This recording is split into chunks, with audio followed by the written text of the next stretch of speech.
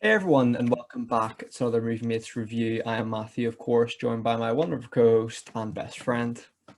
Oh, Hey man, lovely to see you. So in today's show, we're delving back into the realm of Amazon Prime releases and Amazon Prime exclusives. And this is the second one I think we reviewed on the channel. The first being the third sort of third one. What was the first one? Songbird. Songbird, yeah. Songbird is the third one. So we've done Songbird, The Map of Tiny Perfect Things, and now this, and it's the Chris Pratt action adventure, The Tomorrow War, which is, to be fair to the film, I have seen quite a bit of publicity, a good bit of publicity for it. It seems to be kind of doing quite well. It seems to be, hmm pretty popular. So yeah, I mean, I'll pass over to Cam to explain what this film's about and yeah, the general gist of our discussion. So yeah, off to you, mate.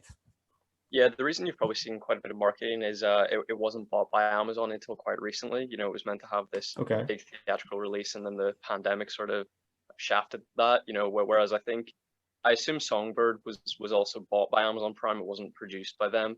Just they bought the distribution, but I do think the Map of Tiny Perfect Things was always meant to go up there.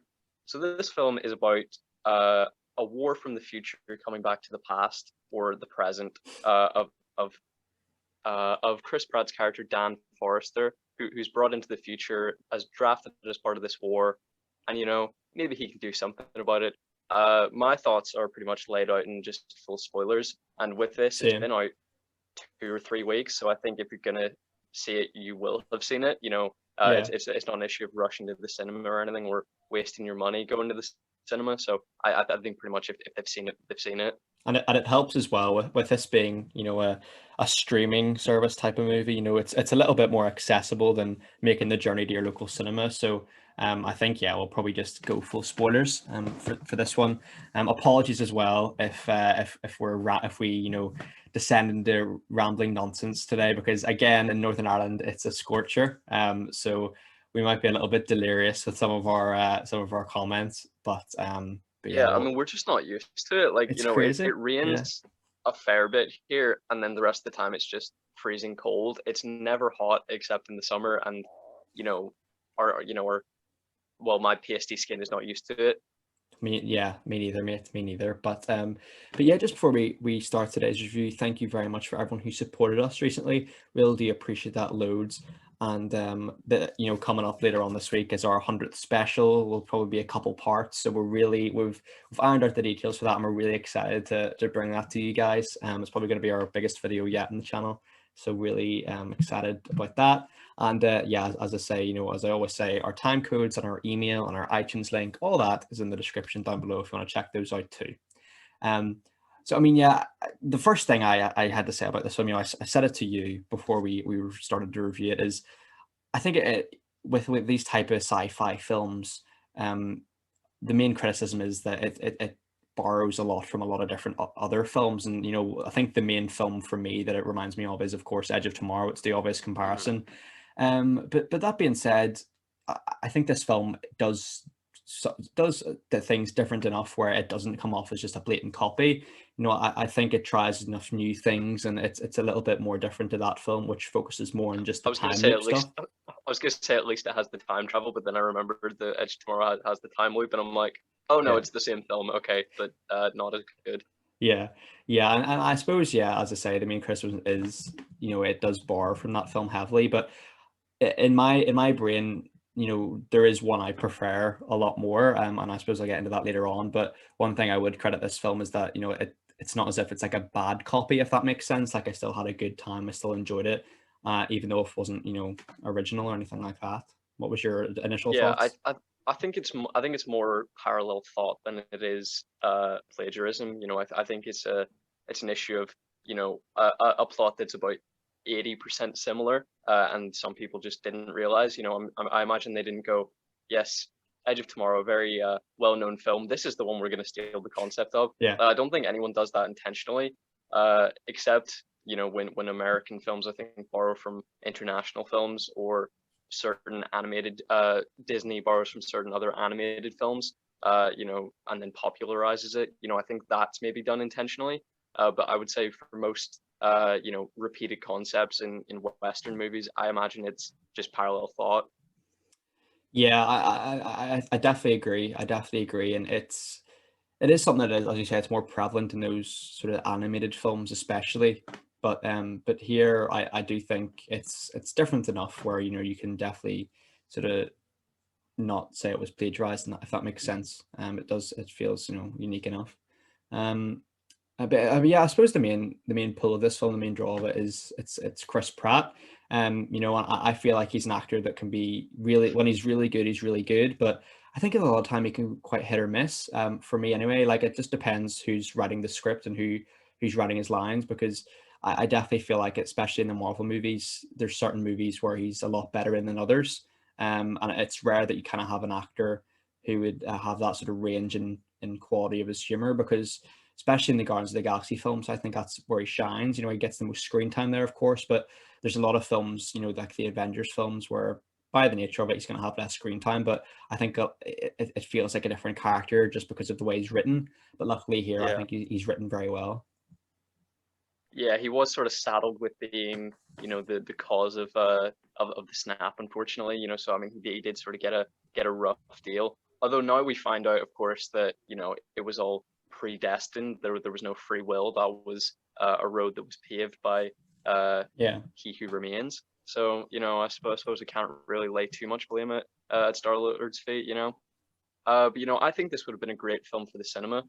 Just watching it, seeing the spectacle, I was thinking, the amount of money and effort they put into the effects here, the cinematography in general, for an action film, I think it was really more suited to the big screen. That's just the way it rolls, I guess. But I mean, cinemas have been open for weeks. They could have just pushed the release by 1 week, and every American cinema and every British cinema would have been open. So I know maybe the restrictions are changing in America a little. I think you have to wear your mask in where you maybe didn't previously, but here, it's pretty much just you wear your mask in, you take it off when you sit down. So I mean, I think if they had just delayed it by a couple of weeks, they would have, the box office would have blown up really.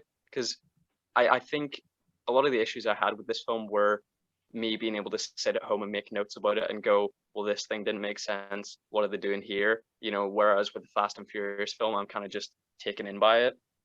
Yeah, definitely, I agree. I think this film would have done really well at the cinema, to be honest, because as you said, it's more of an action spectacle.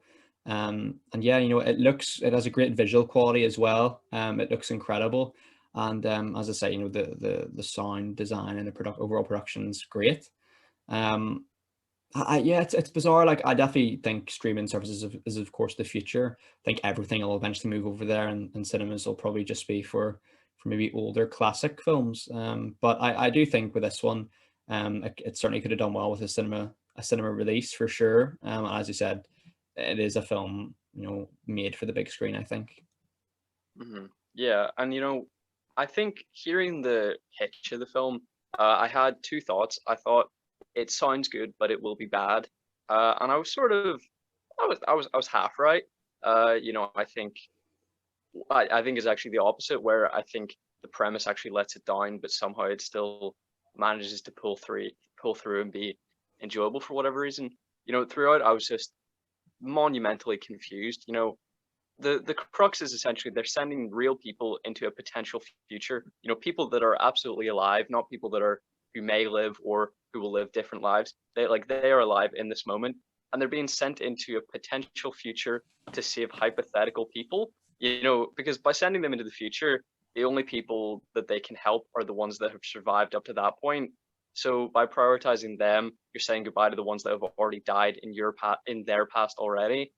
Even when Chris Pratt inevitably ends the war, this is of course things don't pan out as they plan within the film. They come up with a solution that in the end prevents the war entirely.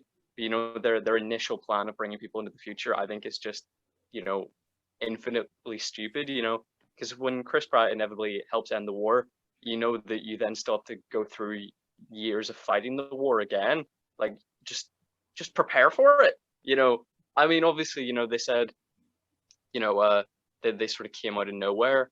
But go to their first known location, sort something out. It'll work. It'll work better than whatever their plan was. Yeah, I agree completely. Um, One thing I find curious is because you're sending humans from the present into the future, you're actively making a decision to lower your chances by reducing the overall population anyway. Do you know what I mean? Yeah, Like, so, like you're not killing people from the past, including your parents and grandparents, but you're also not helping save the people that died like 2 years ago in the war. yeah, Like they're just yeah. lost to you if you're only solving the war, years into the future. Yeah, this film, as bizarre as it sounds, and on paper the plot sounds ridiculous, but it just kind of put that thought in my head, and I know we had sort of shared a similar thought of like mandatory conscription is just terrifying. Like if this sort of shit happened today, like future humans traveled back to this date and said, yeah, there's like a future sort of war, I'd be absolutely terrified. Like I don't know what the option would be. Like this film kind of Mm. suggests that humanity just, banded together and just fought it anyway. But then you Yeah, kind of sort banded of, together in forced conscription. yeah, yeah, yeah. I know. Like it's weird because they don't really explain the time travel really well whatsoever. I know time travel is a hard thing to explain in movies, and it's never perfect, no matter in what movie it is. Even Back to the Hmm. Future's got problems, but I think overall you've got to do a better job on this if you decided to make it the focal point of your narrative. You've got to at Yeah, least try to improve it a bit more, but it just doesn't make an attempt to really explain anything. It just sort of creates this sort of bullshit sort of scanner that tells you when you're dying and then you get conscripted kind of thing. It's a bit lazy, I think. yeah. I imagine they were just relying on the fact that most audiences I imagine won't care. Yeah. I imagine most audiences if they saw this in the cinema just wouldn't think twice about it. But I think seeing it on a streaming service sort of gives you that moment to really consider it. And there's just paradoxes galore. Because by the end they entirely prevent the war. But if you make the war never happen, people are never sent back to recruit, and then he's never brought into the future to get the toxin to prevent the war. So to me, with the Avengers Endgame explanation of branch timelines being created, that's becoming a lot more appealing to me because I think it's a lot better than just ignoring the butterfly effect. Because if you're going with the butterfly effect exists, which this film is, but it never actually, the concept should exist within this universe based on their explanation of time travel, but it doesn't. Yeah. Whereas Avengers Endgame, Mhm. uh, I think they didn't successfully fulfill what they pitched as time travel rules, but Yeah. I think conceptually that's looking a lot more appealing. Yeah, I agree. It is it's the old sort of classic time travel conundrum, um, of the butterfly effect. You're right, and throughout the film, you do get this kind of expectation to be, this some kind of big reveal involving, Chris Pratt's daughter, or his Hmm. character's daughter. I think his name is. I know his surname is like Forrester. I didn't know His his name's first name. Dan. Dan Forrester. You kind of expect there to be a big reveal of her in the future. Um, and yeah, like to be fair, I think the movie does that really well. It's just like they do try to present it as some kind of big sort of twist, whereas like it was pretty inevitable. I kind of gathered because if you're gonna have sort of like a young sort of girl in the present, it's inevitable that they're gonna bring Hmm. her back for the future. Yeah, I thought they were gonna definitely do that. Otherwise, why bother having her character there yeah. It anyway? was it was very obvious to me. I didn't know going in whether she was going to be a romantic lead, but then you see in the present that he's married. So then I thought, okay, so Yvonne Strahovski's playing his daughter. Fair enough. But then when we were first introduced to her, she just seemed not to recognize his name.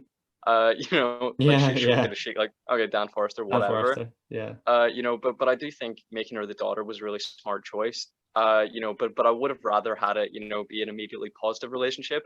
I would have thought yeah. that his potential death, I've accidentally gone on to another point, but we'll roll with it. But essentially, I would have liked to see that be a positive relationship. But they bring they bring him into the future. Obviously, he interacts with her, and you would think that his potential death, in this future, if he's never sent back to the present, he never raises her up until the point where he was supposed to die in the car crash. You would think then that would massively risk her being incredibly different because if she doesn't have the years of trauma where her parents break up and he dies in a car crash. Instead, he dies 7 years earlier, being sent into the future. She never resents him, and she never becomes this sort of hardened Yeah. military hero. So it is just there's an incredible amount of paradoxes with no explanation. Because obviously she would be very different, and now that he goes back and lives his life differently because of the cautionary tale that she told him, she's never going to be raised the same again. They never would have. It just hurts my head Yeah. because obviously the war doesn't happen because they prevented it, but if it did, she'd also be a different person. And because of all those factors, they never went into the future to change themselves or to get the Yeah. toxin. And I hate this movie in a way. I definitely feel, mate, to be honest with you, that the first sort of half and the second half feel like from two completely different films. Like the first half is reasonably grounded, reasonably gritty. Like you get an element of sort of, realistic sci-fi in a sense, before all the alien stuff.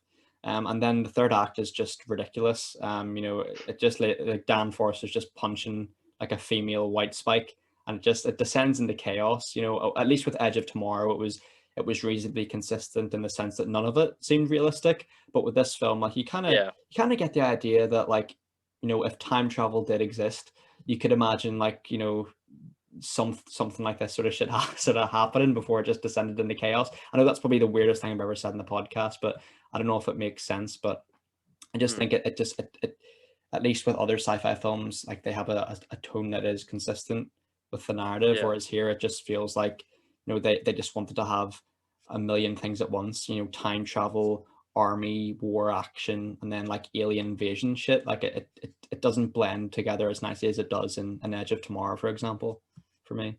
yeah. I think Edge of Tomorrow does do a good job of especially the time travel, because I think doing a time loop essentially eliminates the idea of the butterfly effect. You're traveling in time, but there are no consequences. Yeah. So really, the only moment I take issue with is the ending, because it makes no sense. And maybe they were going to make it make sense in a potential sequel, which may still happen. It's still regarded as on the cards by the studio, but maybe that'll be explained, maybe not. If it doesn't, fucking dumb. Yeah. I mean, it's so weird. Like I'm such a yeah, like the time travel films in general. Like they're guilty pleasures for me because although they don't make sense, some of my favorite films are time travel or time loop films. Back to the Future, Mm, Groundhog Day. Even About Time, for example, of course it doesn't make sense, but it's still a fantastic film. Like I think there's something about hmm time travel films that um it just no matter what it is, whether they do romance, action, horror, war, whatever, like the stakes are immediately raised because of the implications of time travel, if that makes sense. You know what I mean? Even yeah, in something as silly as About Time, like you kind of get that sort of edge of your seat, like will they, won't they dynamic just because of the time travel. And if that makes yeah. sense. So And part of me at still loves least it. it doesn't set strict rules for the film itself to break, really. Yeah, I think yes. there's one notable instance where the loose rules are broken in that film, but aside from that, not It's really. consistent enough. Here, Yeah. it's just taking a shit on any form of continuity, really. Yeah, I do agree. I do agree. And on that, like I do feel like this film, it wastes J.K. Simmons. Like J.K. Simmons is still fantastic here, but with the caliber of actor that he is, you just want to see him. You just want him. You want him to be in every scene just because he's that good, and that's why I love Whiplash so much because he's such a vital component of that film. Whereas hmm here he is kind of sidelined until they really need him later on in the film.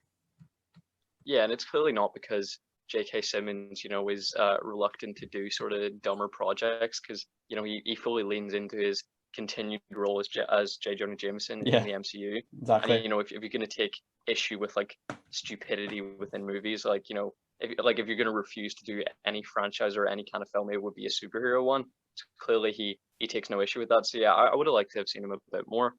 But here, I was semi surprised, at least with the first act, because I thought the entire thing was going to be this brainless action film.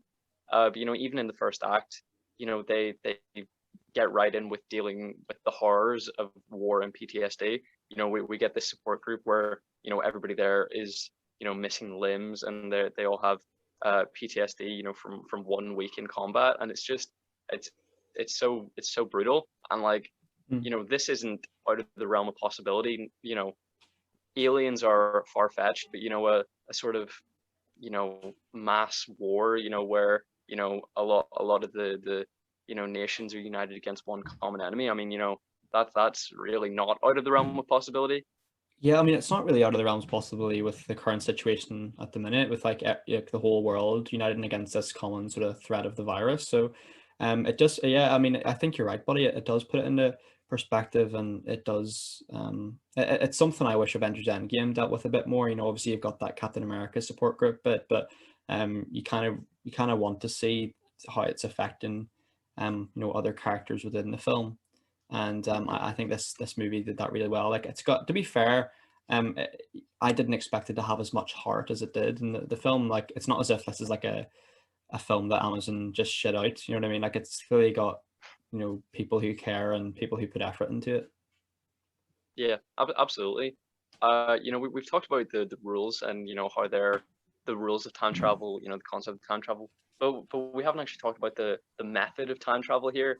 We've had the telephone box in Bill and Ted, and we have the TARDIS in Doctor Who. Here we have a weird vortex Wormhole. that sucks you up into the sky, and I was gonna say it's cool, but then they're absolutely like eviscerated and then rebuilt. Like, this is a topic that's dealt with in very well in a Family Guy episode, weirdly enough, where Stewie and Brian, they teleport themselves to Las Vegas, but one set stays in Quahog, one goes to Las Vegas. So they've been, their matter has been destroyed and then just transported. Like, they haven't teleported; they've essentially been killed and rebuilt. And Okay. like, that's definitely what happens here. Like, they're like cremated and then Yeah. rebuilt. Like, so that's Yeah. not the same person. You're a clone of your former self, really. Yeah, it's actually quite interesting. Like, I quite like that. I would have been raging if I was one of those people who was, teleported and then they got the coordinates wrong and then you just like fell, just instead of a swimming pool, you just fall, a couple hundred feet into the ground. You would have been raging. But yeah, I kind of thought to myself, like, if Chris Pratt's character stood like 2 feet further back, he would have just died instantly. You know what I mean? Like, he just managed to dive into that swimming pool there at the end. And I was Yeah, lucky there like as well. I thought with this film that it was going to be sort of a last Starfighter situation where there's one perfect person, who helps, who helps win the war for them. I thought he was, I sort of misunderstood the premise because I intentionally didn't watch any trailers. I essentially thought it was going to be he was the perfect soldier and they chose him from the past because they thought he could win the war, not just that there was sort of mass conscription and he happened to be there. Because he sort of really does nothing. He's kind of entirely inconsequential. It's just that he's, the father of the woman who does sort the issue. Because she creates the toxin. She tests it. She gives it to him. He's sent back in time. He discovers because of someone else. Like, he's really just like the everyman who like pops up to the actual useful people. Yeah. So it was very differently played to how I thought. Pretty much, everything that's done of value is by Muri. And I actually quite like that in a sense. It saves all the corniness of him being sort of like the hero that can do no wrong. I kind of like that. You do have to rely on other characters in the film, and like you said, like, he is kind of the everyman who just pops up whenever he's needed. So I actually thought that was reasonably refreshing. To be fair, I quite enjoyed it. Yeah, I mean, obviously he's a good leader, but I think through her direction, anyone could have really done the Yeah, same job that he did in the first act. When yeah. I they're see what you're when saying. they're in the medical facility. You know, uh, right after that sequence, a bomber comes and blows up the entire city that they've been in, which is clearly a been there, done that practice. Something that they do frequently to clear the area of the white spikes. And I'm just thinking, like, with all the cities blown up, they've brought people into their present to try and end the war in real time then. So they expected to end the war then and then move on, bring humanity back. I mean, what kind of world are you saving? It would be at a point where I'd just be like, yeah, maybe it's What's the point? Yeah, yeah, maybe we're done out here because it's like people in zombie apocalypse films who are having to kill zombies every day, and they're running in fear and terror. And I'm like, right, okay, I wouldn't like to be eaten by a zombie, but I'd rather die than live in this society. Like, what world are you living in? Like, you know, there's Yeah, I see there's what you're a saying. point where you're like, is it really worth it? Yeah, I see what you're saying. It's like every city pretty much is just a shit show in this film. So you kind of think, yeah, is could you even, you know, could you even rebuild society after something like that? I don't know. Like, you'd all die of starvation anyway. Like, you know, you'd maybe have hope for the future generations, but I mean, you know, again, they're essentially just gonna have to, you know, evolve humanity once again. Like, you know, so Yeah, I was sort of watching this just thinking like, well, I mean, the dinosaurs were wiped out by the meteor. Then we inherited the Earth. Then we're killed by aliens. Someone else inherits the Earth. Like, it is just the cycle of life. a So I mean, sort of just merry-go-round. Yeah, grasping to it this tightly, but destroying every recognizable aspect of humanity. By bombing it all. It just seemed a bit counterintuitive. yeah. As the Lion King said, mate, it's a circle of life. It's gonna happen. It's Mm, gonna happen. absolutely. With that in mind, mate, do you have any more notes to say in the film? Just a few things. Go for There me. was one shot that impressed me. Where I was actually like, wow, that actually I liked that.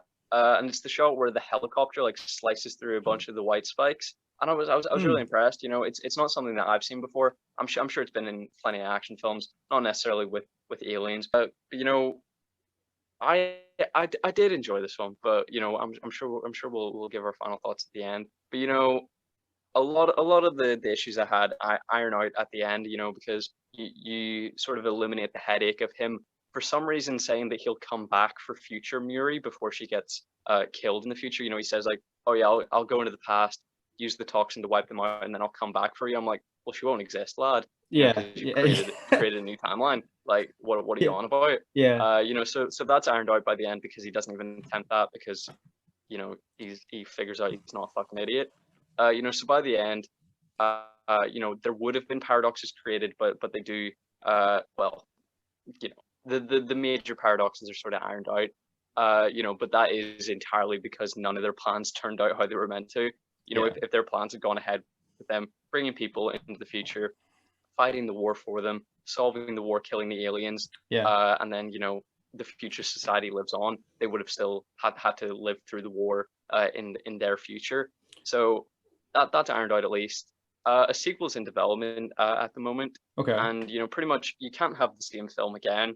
So I think you either have to change one of the two tropes. You either have to change the fact that they're traveling into the future or the fact that they're fighting aliens. Which trope do you think they're going to change? I think they're gonna change. It's hard to say. Like, I think with the Tomorrow War being the title, you've got to have this franchise being, if it's going to be a franchise, be it Hmm. time travel being the key to it. Because I think it's the one that's a bit more sort of unique.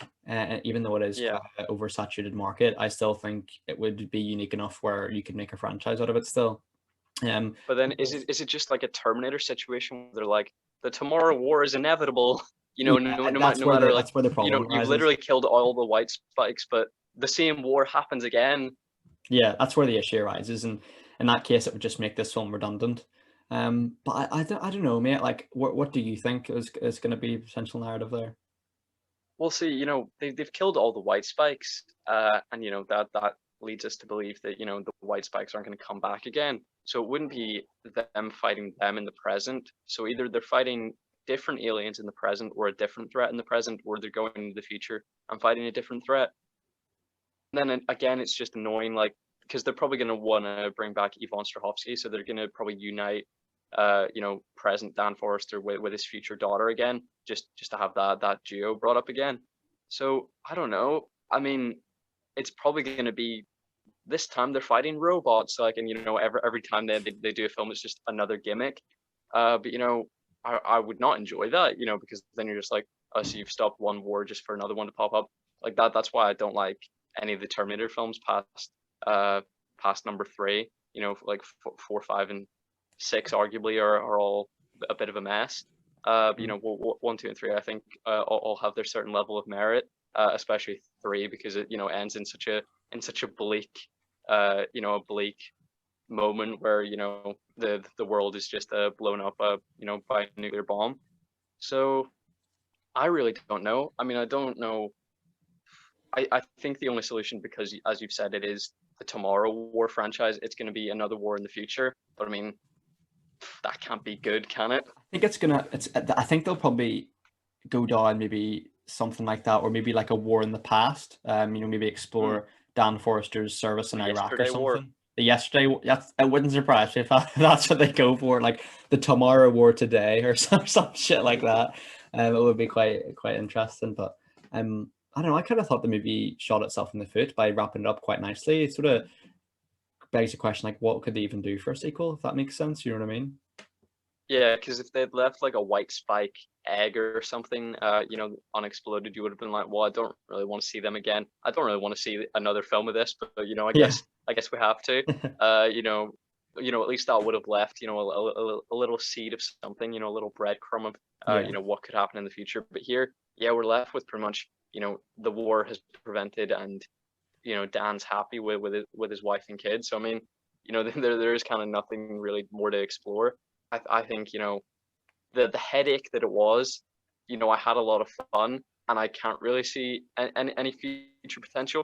We may be completely surprised, and the second film surpasses the original. yeah, But I don't know who watched this and went, that's got sequel potential, because I just don't think it does. Not saying that this is a good or a bad film, but I mean some absolutely incredible films that we've watched, recently or over the last few years. It's one and done because that's the story. You don't yeah. need more past that.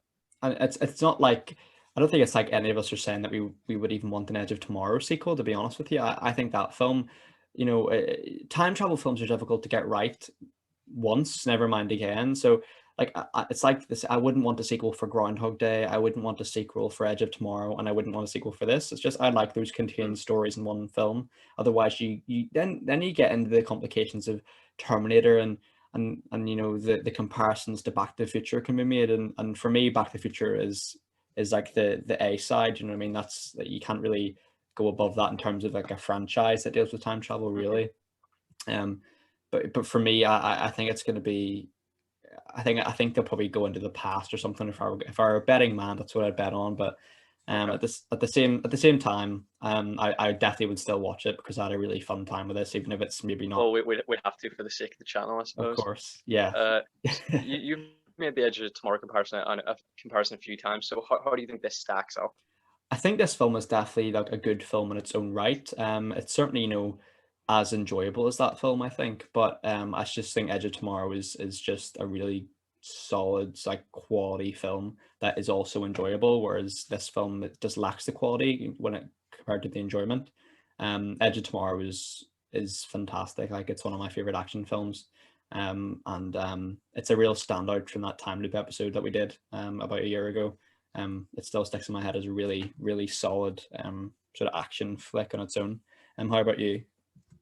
I think Edge Tomorrow on paper ticks a lot of boxes, but then when you actually watch it, it's quite dull. Okay. There's a forced romance. There's a wasted potential for a twist of. I suggested, in the episode that the general could be working with the aliens, and that would make a lot more sense to me. Because it adds a bit of intrigue, and it turns out that it was sort of the fault of a human all along. And then the end makes no sense. So I mean, Mhm. here, I had an issue with the core premise, just on the basis of the rules of time travel, but I feel like that's easier to ignore than like three or four big faults with Edge of Tomorrow. So I mean, with the one I definitely had more fun with, it was absolutely Tomorrow War. It gave me more of a headache, but I was like, I'm having a better time. Yeah, that's fair. I mean, I think that's definitely a fair comparison. And I suppose on, I mean, if you don't have anything more to say, did you want to hop out of ratings, or unless you have any more notes? Nothing else for me. But seeming as this is a somewhat new release, Yes. Matthew, I should ask you, was it a massive hit or a piece of shit? It's got to be a massive hit, mate. Surprisingly, I didn't have huge expectations for this. But it's any of the Amazon Prime films that we've reviewed so far, I think have all been massive hits. Especially the Map of Tiny Perfect Things. It's still my favorite movie of the year without doubt. So Mm, yeah, Amazon Prime, keep it up.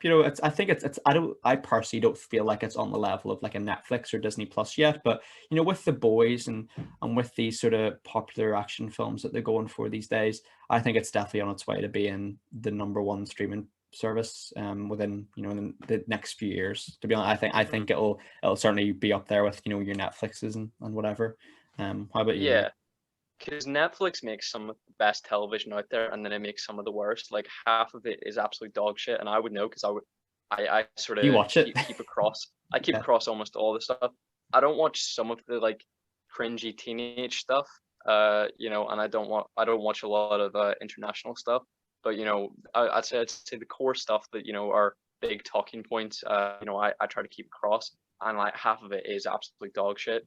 I watch all the Amazon Prime original TV shows, and yeah, that I think they're a lot more consistent in quality. And all the films that we've watched, we've enjoyed. There's one that you haven't seen, which is Uncle Frank, which was my favorite film of last year. Okay. I think it's absolutely incredible. We may even review it one day, but I think you should definitely give it a watch. So was this a film that you had heard about Tomorrow War before I mentioned it to you? Yeah, it's sort of in that kind of. It reminds me of sort of the similar hype behind the Chris Hemsworth film Extraction. Both sort of streaming Mm. service action films. But I think they're in a similar boat where like you hear a lot about them for the initial few weeks of the release, but after that the hype kind of dies down naturally. But I had heard a little bit about it. Yeah, so this would be a massive hit for me, of course. Nice. We have to commit to one of the two extremes, and I can never say that this was a piece of shit. I always forget we always can't remember like what our last piece of shit was. I'm struggling to think. Black Widow for me, I think. I can't You remember. give Black Widow a piece of shit. See, I immediately forget even after reviewing it what I give the movie. Like it's to be fair, Yeah, like we review a lot of movies. I'm gonna have a look here in the channel videos. yeah. Because Um, obviously I give Artemis Fowl a piece of shit, but that was like a year ago. Artemis Fowl You know, was shit. Was so bad. Artemis Fowl was barely a film. It was Like so bad. it was Trust just me. scenes awkwardly stitched together. Like there was clearly something that happened during production that knocked it off kilter because that was barely a movie. Yeah, I Like mean, I'm looking through everything here. was ADR'd, and the acting was horrible. I don't want to get into it. Just watch a review of it, but it was poor.